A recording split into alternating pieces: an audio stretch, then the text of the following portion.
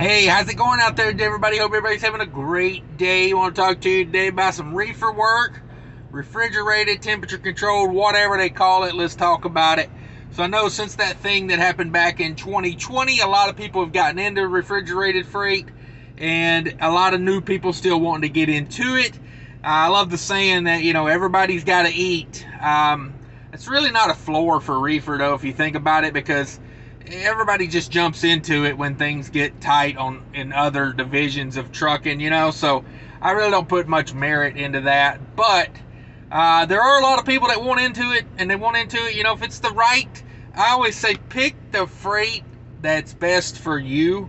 And if it's what you want, if you like, if you're kind of a night person and you don't mind sitting at the grocery warehouse, and you got the patience to deal with that without getting all freaked out and feeling like a dog in a cage or a cornered cat, then by all means, reefer might be for you. I've got other videos. Just go through my whole playlist and I'll tell you all about reefer. But I want to talk about a different aspect of reefer today that is not talked about a lot, or I haven't seen many videos about it.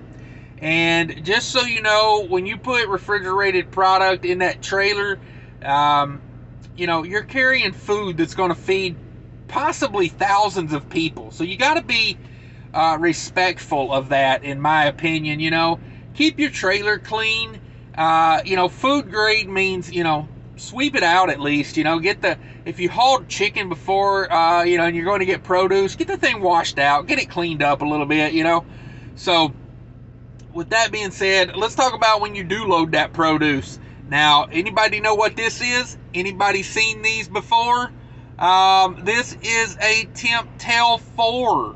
This thing, this one was stuck in my trailer.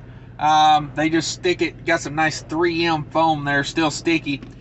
They'll slap this on the side of the trailer, or they'll stick it in a pallet, like in between the stretch wrap, or just throw it on top. I've seen them just laying on top of pallets before. Basically what happens is this thing will record for 6 days and 16 hours. I believe that's 160 hours this thing records, and it tracks every 60 minutes. It logs the temperature in the trailer. And what that does is when you get to where you're going, if the receiver wants to, they can plug this into their computer and they can download the graph of temperatures. Now, if you're hauling produce, you would like to see a very consistent temperature. Produce doesn't like fluctuations in temperature.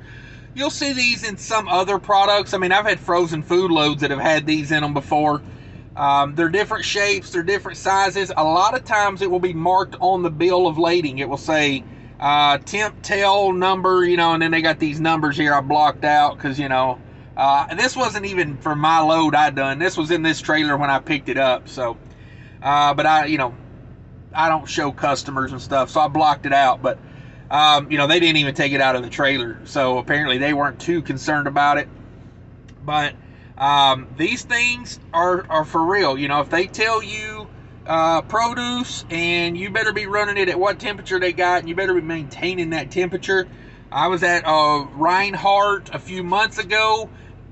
They called me. I called them and said, hey, I've been here for 2 hours. I got a green light. Can I get my paperwork? And they said, oh, you need to come into the office. And I was like, okay, be right in. I went in. The guy said, yeah, your trailer was way out of temperature here. And this was Minnesota, midwinter. And I was hauling a load that was 0 degrees. And I was like, I don't see how it could have been that far out of temperature. And he says, yeah, you had a load of lettuce and you froze it. And I said, I wasn't hauling lettuce. I was hauling I don't know, pre-made, I forgot what it was, sausage sandwiches or something. And he was like, you didn't have the lettuce? I was like, no, thank God. So he said, oh, okay, well, yeah, your paperwork's probably, in the back of your trailer. You can go whenever you feel, whenever you're ready. I was like, good day, sir. But, he had to make that phone call to the guy with the lettuce and say, yeah, we pulled your trailer temp thing off, and you froze a load of lettuce in Minnesota, probably because he did not run his reefer. Produce needs airflow. if you think about it, produce is disintegrating from the second they harvest it, okay? Now, in the trailer, if you don't maintain a certain temperature, that product's going to degrade even faster. Now, I've had in the past, I have had them load cucumbers on my trailer one time at 103 degrees. So when they load you, you never take the liability on yourself. You put the liability on them with two things. Pulp thermometer. If we're loading produce, I'm going to need to stick one of them, and I'm going to need to take a picture with my phone of that right there inside a piece of fruit or something. And then we're gonna digitally check, infrared check a few boxes. I want to hit a few pieces of fruit. I want to hit the boxes. I want to know what the temperature is, because they loaded cucumbers on my trailer one time at like I said, like 100 degrees. I made a video about it, but they had them sitting out in the sun. They were loading them on an outside dock in the sun in North Carolina in the middle of June or July.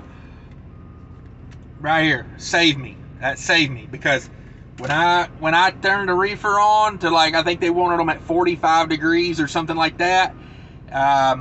Let's be honest, when I showed up, that reefer ran hard as it could on continuous, because the thing of it is, they loaded them hot, and I saved myself by checking temperatures. And I recorded it. I took pictures. Before I left the facility, I sent those pictures to the broker. I called the broker. I said, hey, I got cucumbers here that have been sitting out in the sun all morning. They're 100 degrees. You want them at 45. My trailer's not, a refrigerated trailer is not meant to cool a product. It is meant to maintain a temperature. So, we knew that, blowing cold air on them is going to cool them down some. But it's not like putting them in a blast freezer where it just, negative 10 degrees cools them down real quick. It's just 45 degree air getting circulated, and they're in big boxes, so that air is not moving as freely as you would like in between them. So when I showed up to where I was going, they were hot, but it wasn't my problem at that point, because I had covered my own butt. See, that's the thing. This right here, if you're in a refrigerated game and you don't have one of these, you get these on eBay, Amazon for like $10. I think they even sell them at some truck stops now. I've started seeing them, and it's like, when that thing was going on last year, they was shooting everybody's head with them, and checking your temperature. 93.7. It's a little warm in here. But cover your butt with one of these if you're going to be refrigerated. I recommend one of these, as a fallback, because, a lot of times, and what I do is when they're loading produce, I stand on the dock. And, most of the time I just ask one of the guys, I'm like, hey, can you stop with a pallet and let me shoot it before you put it on the trailer? And all I do is hold my phone up, I hit it, I take a picture of this while it's on with the red light shining on the fruit or the produce, and it covers my butt. Because you don't want to be liable. That's the key thing in freight. You don't want to be liable. You cover your butt and you take pictures of everything anymore. I've got to where every load I do, I'm just pictures it. Pictures. I put my load locks up on the load. I take pictures. If I've got a leaning pallet at the shipper, I say, hey, I got a leaning pallet. And they're like, yeah, that's how we ship them. And I'm like, if that's how you ship them, I'm, pictures right now before we leave. You know what I mean? And what I'll do is I'll get some pictures from inside the trailer, and then I'll step outside of the trailer and try to get the building in the picture and get a shot into the trailer. I mean, you got to be a real Martin Scorsese here to put the picture together, but it's kind of what it is. I'm not taking responsibility when I show up and the pallet's tipped and then Capstone wants $50 to restack a pallet. I mean, I'll help you restack it because I want to get out of here, but I am not responsible for paying that restacking fee. So just cover your own butt. Now, the guy with the frozen lettuce, I don't know whatever happened to him. I got out of there, but that'll happen. I'm telling you, it'll happen. these guys will get these produce loads and they say, well, it's 0 degrees outside and it's 80 degrees in the trailer. I just won't run the reefer. But see, the key to it is produce, like I was saying, it needs airflow. So I think that's probably where he messed up. He probably had it on start and stop, and it just got too cold outside, and it probably froze, some of the lettuce, especially around the drain holes. That's one of the reasons you want continuous with produce. That way you're constantly pushing air through those drain holes, because you can't really plug the drain holes on a produce load, because a lot of times they pack them in ice, like sometimes berries and stuff, they'll pack them in ice, and that needs to drain. And if you plug those drain holes, like for me on a frozen food load in the summer, I'm plugging the drain holes, because we're trying to keep it as cold as we can in there. And I know the drain holes aren't that big, but let's face it, every little bit of hot air that comes in is air that's increasing my fuel bill. So just a few tips on hauling some refrigerated freight there. If you've got produce, don't play around with it. It runs continuous. And my theory is on like processed food is if they say maintain, like say they say maintain 30 to 40 degrees. If it's 100 degrees outside, I'm probably just going to run it continuous, because it's easier on the motor just to run a steady, consistent run than to cut off and then run really hard and then cut off and then run really hard. So your fuel bill might actually be less running continuous on some loads. I know, like an ice cream load, I wouldn't even flirt with that on start and stop. That's continuous. Certain loads, you'll learn the game a little bit, ask some questions, stuff like that.